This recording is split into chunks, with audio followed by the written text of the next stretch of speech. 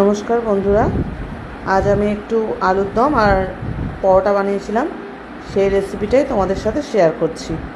আলু আমি সিদ্ধ করে নিয়েছি কুকারে, ছোট ছোট মিডিয়াম সাইজের আলু নিয়েছি।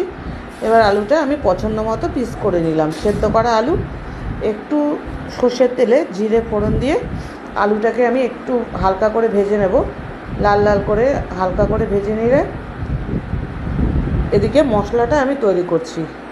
মশলাতে দিয়েছি কাজু বাদাম অল্প একটু, একটু কাঁচা লঙ্কা, আদা আর পোস্ত বাটা। এটা আমি মিক্সিতে পেস্ট করে নিলাম, তার সাথে একটু টমেটো দিয়েছি। আর এদিকে গোটা গরম মশলা একটু আমি ভেঙে নিয়েছি। লাল লাল করে আলুটা ভেজে আমি ওই তেলের ওপরেই গোটা গরম মশলাটা ফোড়ন দিয়ে দিলাম।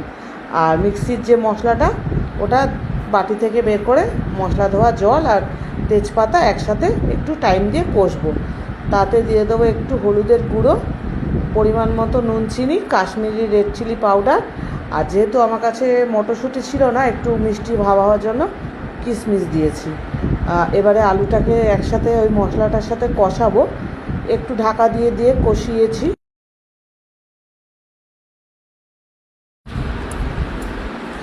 এবার আমি পরিমাণ মতো একটু জিরের গুঁড়ো দিলাম আর একটু জল ঢেলে কিছুক্ষণ ধরে আমি ওটাকে ফুটতে দেবো। আলু সেদ্ধ আছে যে একালে, তো আমাকে বেশিক্ষণ টাইম দিতে হবে না।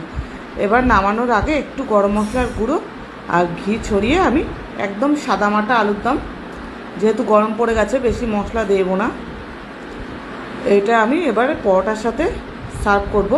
পরোটার জন্য আমি আটা ময়দা নিয়ে নিয়েছি, একটু নুন, চিনি আর রিফাইন তেল দিয়ে মেখে নিয়ে ওটাকে নর্মাল মানে খুবই কম তেলে ভেজেছি, যাতে গরম পড়ে গেছে অসুবিধাটা না হয়। 3 ভাঁজ করে বেলে আগে তাওয়ার ওপরে শুকনো অবস্থায় ছেঁকে নিলাম, তারপরে একটু সামান্য তেল দিয়ে এপিট ওপিট লাল লাল করে ভেজে খাবারে পরিবেশন করলাম পরোটা আর আলুর দম।